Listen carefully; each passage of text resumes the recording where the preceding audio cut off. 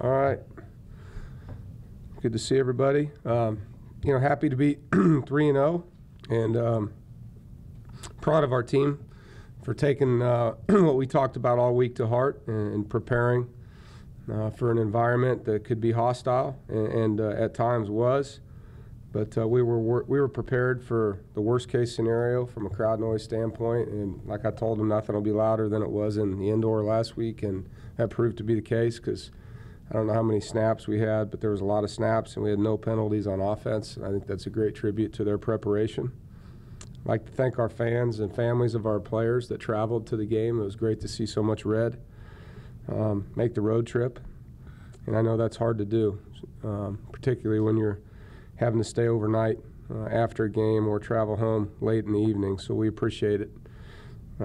As the game went, to have no turnovers, no penalties on offense, to be able to hold the nation's leading rusher to what we did in the run game and,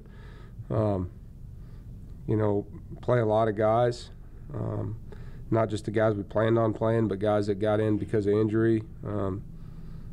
There was a lot of good things that happened in the game, and so, excited about that, to continue to build on how we played on the road at the end of last season. I think our time of possession has been a factor for a lot of reasons, wearing down defenses, also helping our defense against up-tempo teams and taking up-tempo teams really out of a rhythm, not being able to be out there enough. Our third down efficiency on both sides and fourth down efficiency on offense has been outstanding. And, just building a program around being able to run the ball and stop the run is where it all starts. That, to me, is physical and mental toughness, and that's what we want to be able to exhibit on a weekly basis. I thought our receivers really played for each other, maybe the best I've seen, the way they blocked for each other in the game and blocked for backs down the field, executed different perimeter blocking rules that we have in the screen game and the sweeps, the jets. But I was proud of their effort and the way they're playing for each other. And that's the fun part when you watch the film. You can see tight ends getting excited for other tight ends, receivers getting excited for other receivers, and the backs cheering each other on. You can feel it, and it's on both sides of the football. But the players and the coaches prepared the right way. And I think that's what we're trying to get our team to be, is a team that tries to put a better version of themselves on the film. And I know the opponent has something to do with that, obviously, but in the grand scheme of things, all you can control is yourself, and making sure that we're a better version of what we were the week before is the best thing we can do. And we made the road our home again, and I think we had great energy. Didn't let the size or appearance of anything on the road take us from what we wanted to do. And locker rooms are going to be like locker rooms are: fields, crowds, stadiums, hotels, buses, planes. They're never going to be as nice or as bad as you think. I mean, it is what it is. Don't worry about it, and handle what you can handle, control what you can control. I think on both sides of the ball and on special teams, I'm seeing players starting to feed off of each other more and more, and that's what we want.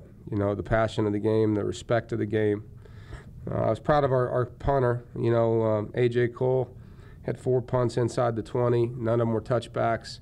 2 of them were down inside the 10, which for field position and for the season, that's been a real point of emphasis with Tim, and he did a great job, and our coverage units were good. They had 0 yards in their punt return game, and our punt return game was good again. They're blocking hard for Braylon. He's making good decisions back there. He's taking care of the football.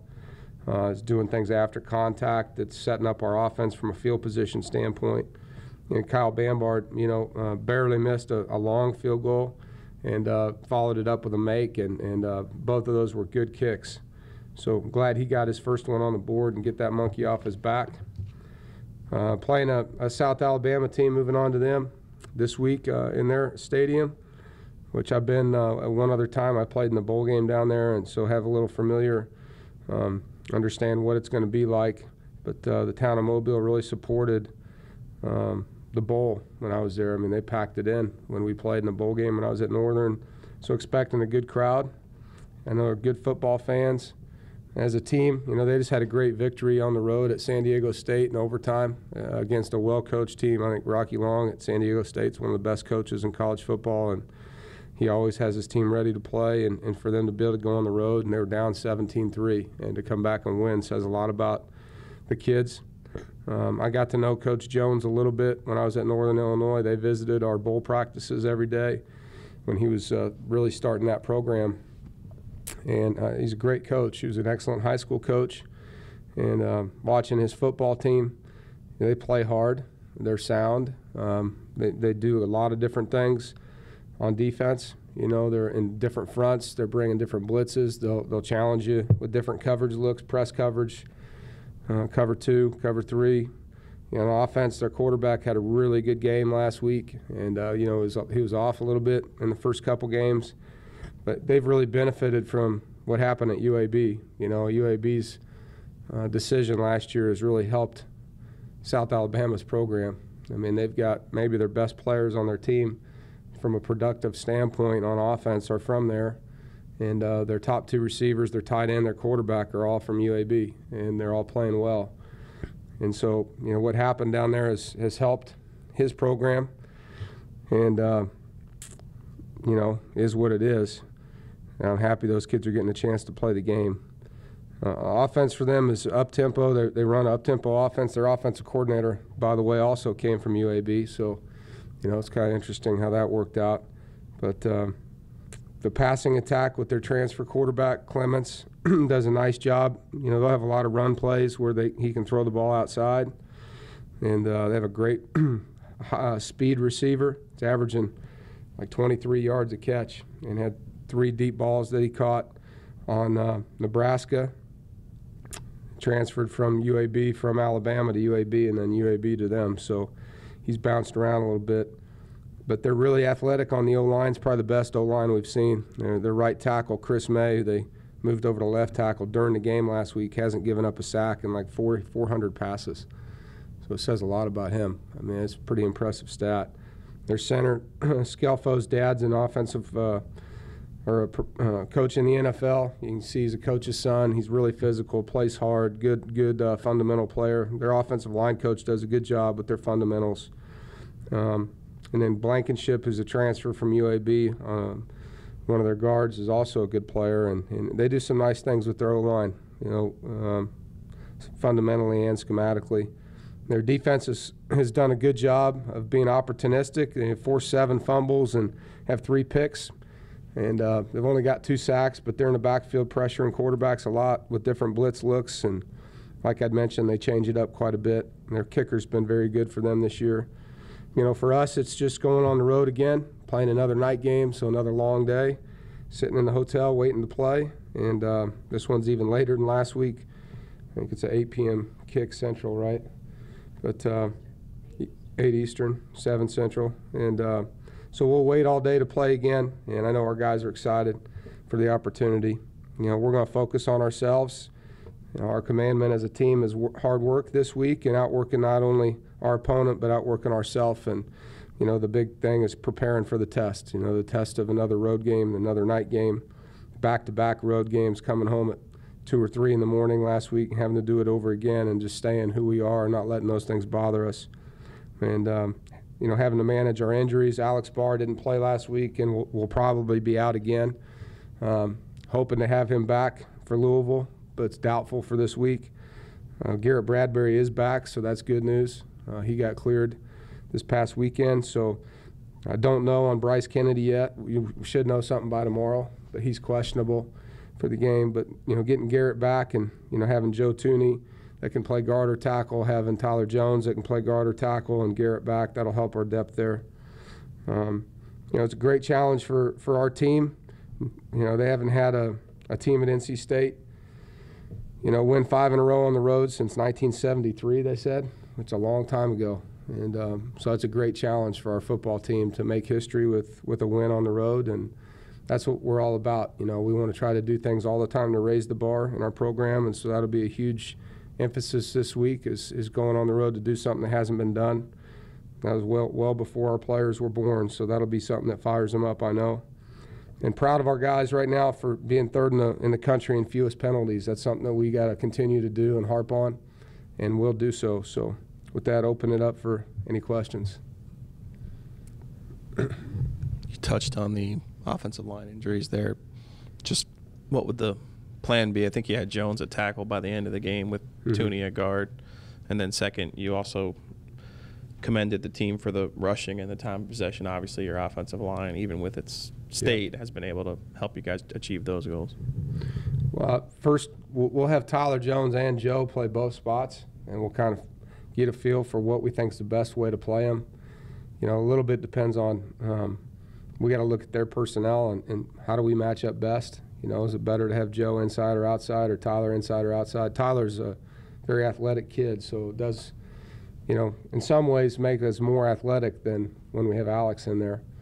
But we just got to make sure that he understands everything in there. You know, he played some guard in camp, so he's been there. It's just been a while since we had him in there. And then also, you know, we got to see kind of how Bradbury is. He hasn't played in 3 weeks, so just we were really excited about where he was when he got hurt. But it'd be great to get him back on the field. As far as, you know, continuing to be able to keep the ball away at him, I mean, I hope we can keep doing that. You know, I mean, I also, like I said last week, I'd love to see us get a few quick scores too, where we can get on the board without 12 plays. We did have some shorter drives. I think we had a couple 4-play drives for touchdowns, but the time of possession is it's very important in protecting your defense, but the most important thing is not turning the ball over and scoring points. So as long as we can keep doing those two things, that's what matters the most to us. These guys are going to play us different. This is the first team we've played this year that, you know, gets up in man-to-man coverage a ton and puts their safeties down in there to stop the run, and they're going to force you to do some different things at times. So, you know, I'm anxious for the challenge and the opportunity. We haven't seen, you know, probably since the bowl game, somebody that presses you this much. Due to the uniqueness of the UAB angle, how much Blazers film did you watch during the offseason?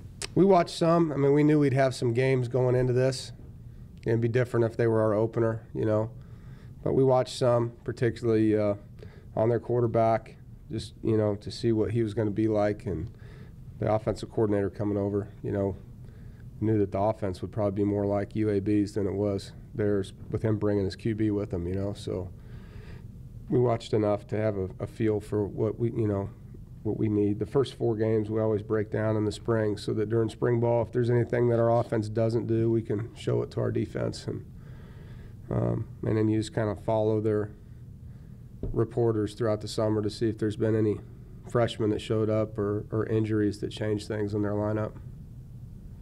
You mentioned your, you mentioned you guys being able to control the ball. You guys have been so good on third down, converting those, especially in the passing game this year. What's allowed you guys to be so effective in that? And you mentioned there playing man coverage, does the way they play coverage change anything that you guys are going to be able to do? I think one is protection, which, to be honest, I thought we could be better there in the game. We got sacked twice on third down in the game the other day. But protection has been good on third down for the most part. And the receivers have gotten open. Jacoby's found the right guy and put the ball where it needs to be. A couple times we've thrown it underneath, and Matt has made plays on his own. Just, you know, you throw the check down, there's one guy to tackle him, and that's a tough tackle on him. So sometimes it's a personnel deal where he was better than the guy that was trying to get him. And so I hope we can continue to do that some too, because I think in space he's a really tough matchup for people.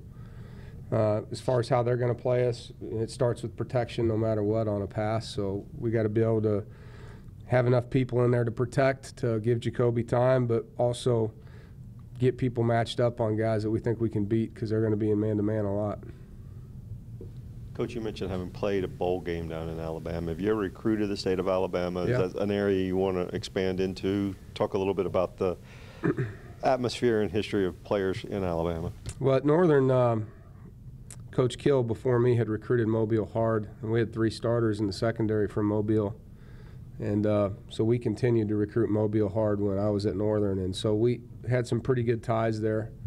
And when I got here, we looked at it. We've sent people in there, but just haven't had the same opportunities. It just seems like the caliber of player that we're looking at in that area of the state is more prone to stay in the SEC, just because that's where they grow up, and they're getting recruited obviously by Auburn, Alabama, and Ole Miss and Mississippi State. So it's hard to get them out of there, and our resources are better spent, you know, in Florida and Georgia, because the kids are more apt to leave, it seems like. But there's great talent in that area. I mean, tremendous talent.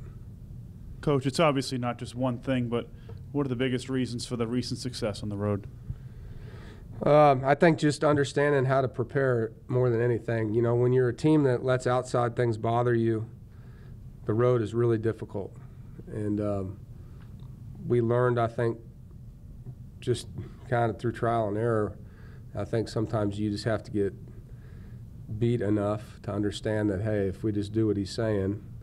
And when we went to Clemson last year and played the way we did, I think a lot of things changed. The Louisville game was the first time that I've been here that we played really good on the road. We didn't win, but we played really good in that game. And the guys from that moment on, from the Louisville game on, I think really bought into the process more. And now that's it. I mean, the guys just focus on the day, and what Tuesday for us is competition Tuesday.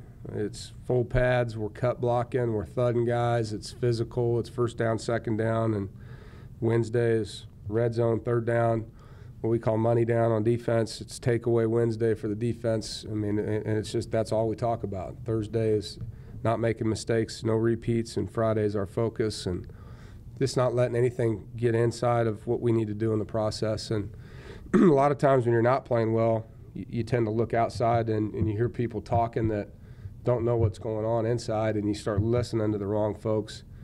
And so just teaching them who to listen to, I think, and understanding that we all have the same goals, you know, staff and coach, player, and staff, everyone working together really paid off last year. You mentioned Takeaway Wednesday. Is that contagious? Would you like to see? Yeah. Well, we made a reel of the missed opportunity. We call it missed opportunity for a big play. MOBP is the acronym for it. But we've had too many. We dropped 2 picks that hit us in the hands on Saturday. And, you know, we've been inches from stripping the back shoulder of the quarterback on hits twice this year, and those are going to come. But to answer your question, yeah, they always come in bunches. They did last year, and they need to. We need to get more of them. Part of the problem, too, is we've been averaging 40-some snaps. You know, you play more, you have more opportunities too, you know. And I'm happy not playing more on defense, trust me. But we do want more takeaways for our offensive field position.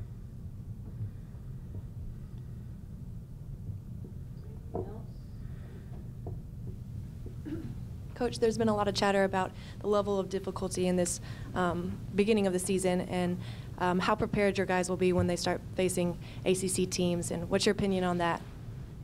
You know, I think our guys have handled what's come at them really well. We're playing with confidence. We've played a lot of freshmen, more than anybody in the nation. I think we've done the right thing. And you can look across the country and look at teams that may be scheduled a different way, that are sitting there 1-2 or 0-3, and walk in their locker room right now, see how positive they feel. You know, I think we're doing the right things for our team. So I'm not going to apologize for being 3-0. You know, I think we're in the right place. We've played a ton of players, and we're playing a really good team this week. You know, people look at them, they were in a bowl game, and they took 12 players from a bowl team, and they're pretty good. I'm just telling you. Their offensive line's a lot better than some that I've seen in the league. And so we've got a good challenge this week.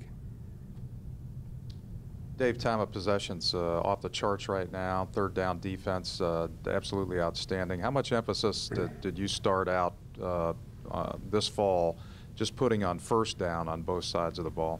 We always talk about first down. First down sets up third down, and you know, you can't be an efficient football team on third down if you're sitting there in 2nd and 1s and 2nd and 2s trying to get a TFL all the time to make it a manageable third down. So being able to run the ball effectively, throw it effectively, and stop the run is the big thing on first down. Stop the run. If they got to throw the ball on first down all the time to get yardage, that's okay, because there's things we can do. But being able to stop the run on first down on defense and just mixing up how we do it, I think, has been the key. We've been able to do it out of different looks, and that's helped us.